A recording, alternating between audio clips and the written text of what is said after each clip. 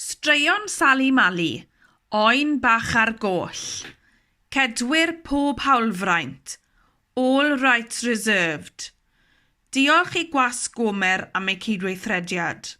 Thank you to Gwas Gomer for their cooperation. Me!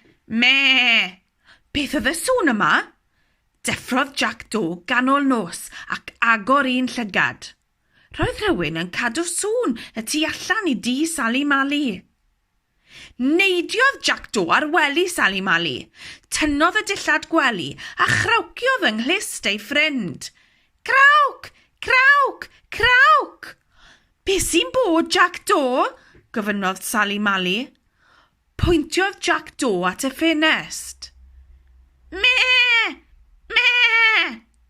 Beth yw'r sŵn yna? Hwlodd Sally Mally. Cododd ac aeth I sbecian rhwng y llenni. Mae oen bach yn brefi yn yr ardd, meddai Sally Mally. Edrych, Jack Do, mae'r oen bach ar goll. Brysiodd Sally Mally nôl yr oen a'i gario i'r tŷ. Me! Brefodd yr oen yn drist. Crawc! Crawciodd Jack Do. Roedd o'n teimlo'n drist hefyd. Paid â phoeni, Jack Do, meddai Sally Mally. Mi fydd yr oen bach yn teimlo'n well ar ôl cael tamaid i'w fwyta. Hedfanodd Jack Do i'r ardd yn ôl bwyd i'r oen bach.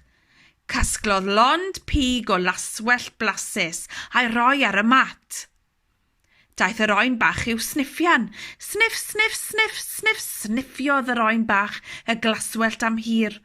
O noeth e mo'i fwyta. Crawc, meddai Jack Do wrth Sally Mally. O, Jack Do, meddai Sally Mally gan wenu ar ei ffrind pliog. Fedr yr oen ddim bwyta glaswellt. Mae o'n rhy fach. Rhaid I ti roi llath iddo fo. Crawc, meddai Jack Do, a hedfanodd ar unwaith I nôl llaeth a soser.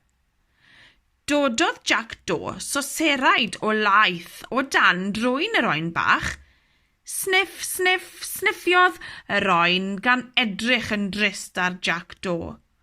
O, Jack Do, meddai Sally Mally. Fedr yr oen bach ddim yfed llaeth o'r soser. Mae o'n rhy fach. Aros I fi gael nôl potel. Arllwysodd Sally Mally yr llaeth I botel babi. Llwnc, llwnc, llwnc, llwnc. Roedd yr oen bach yn medru signo llaeth o'r botel babi. Signodd a signodd nes bod pob diferyn wedi ei lyngu. Crawc, crawc, meddai Jack Do yn hapus.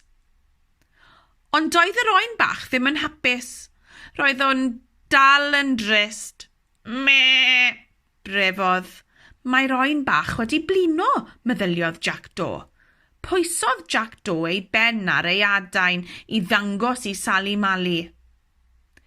Dwi'n meddwl dy fod i'n iawn, Jack Do, meddai Sally Mally. Mae'r oen bach wedi blino. Gwell I ni gyd fynd i'r gwely. Aeth Jack Do i'w wely bach, aeth Sally Mally i'w gwely mawr, a gorweddodd yr oen yn ymyl Sally Mally. Cyn hir, roedd pawb yn cysgu'n drwm. Ond yna, me! Beth oedd y sŵn mawr na? Hwlodd Sally Mally. Deffrodd yr oen bach a sboncio at y ffenest. Daeth me o'r tu allan. Daeth me o'r tu mewn. Cododd Sally Mally a Jack Do. Mae dafad yn brefi yn yr ardd, meddai Sally Mally. Edrych, Jack Do. Mam yr oen bach yw hi. Mae hi wedi dod I chwilio amdano. Cariodd Sally Mally yr oen bach yn ôl i'r ardd.